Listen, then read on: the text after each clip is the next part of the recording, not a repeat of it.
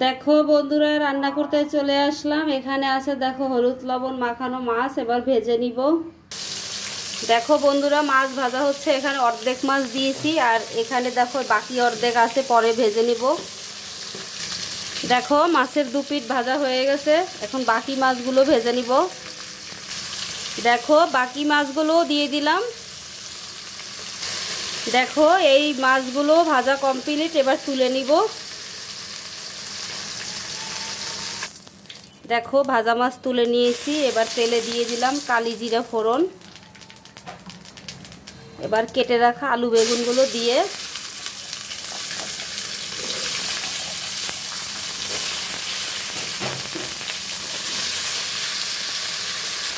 দেখো একটু লবণ দিয়ে দিলাম। দেখো হলুদ দিয়ে একটু আলু বেগুনটা ভেজে নিব।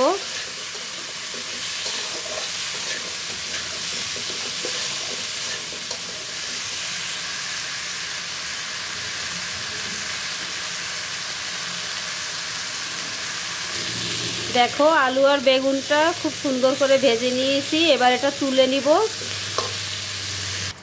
দেখো আমি এখানে মশলা কষিয়ে নিচ্ছি, হলুদ লবণ আর মরিচের গুঁড়া। দেখো মশলাটা কষানো শেষ, আমি ভাজা আলু বেগুনগুলো তুলে রেখেছিলাম, ওগুলো দিয়ে দিলাম।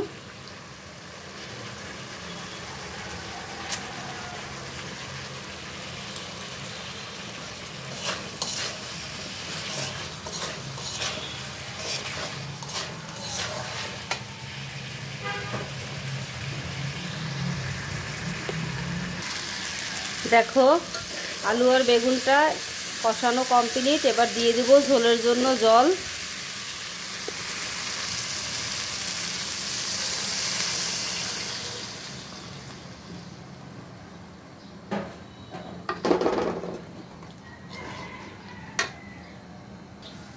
দেখো মাছের ঝোল ফুটে উঠছে, আমি ভাজা মাছগুলো দিয়ে দিব।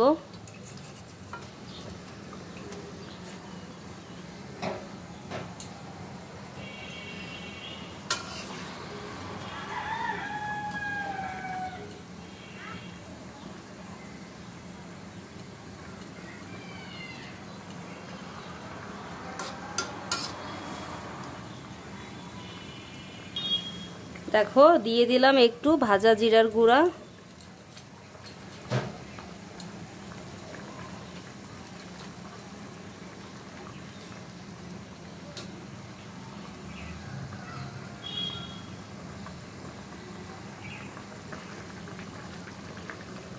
দেখো বন্ধুরা, মাছের ঝোলটা রান্না কমপ্লিট।